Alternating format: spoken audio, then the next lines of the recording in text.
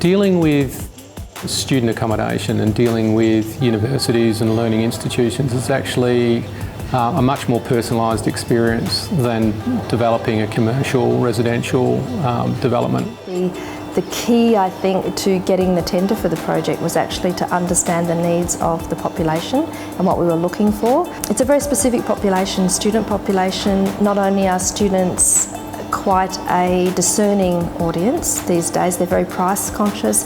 We had to come in with a building that was going to be able to be suitable for their needs, affordable, attractive. Right from the beginning, we set out to identify a number of core design ideas that could facilitate the process. The first of these ideas was the student experience, where we would create an environment and spaces that would engage each individual student in a vibrant and active community. The second was the identity of place, so drawing on the influences from the Crawley campus of the University of Western Australia and looking at the unique location of Curry Hall Residential College.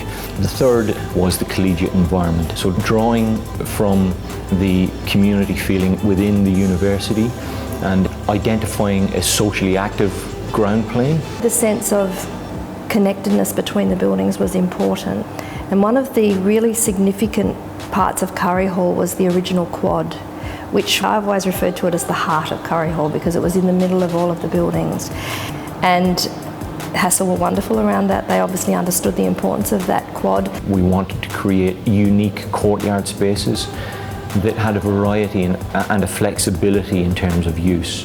The communal spaces have been really great in terms of involvement, mostly because the quads is very open. Like from your room even, you can see what's going on and maybe you're just like, I want to get amongst that. Designing for the welfare and safety of the students is very important in student accommodation, and you do that at a number of different levels. One is to activate the ground plane, so you have people moving through the development 24 hours a day, and that's the way it is with students as late night study and people coming to and from social events, but also study groups and late lectures, etc. So you really do need to have an activated ground plane. The more people there are there, the more people that you know, the more opportunity to be seen and overlooked creates a safer environment. And students have really started to embrace some of the spaces. I think the student feedback is very, very positive. My favourite spot is U Cafe, right in the front. I like studying there every day.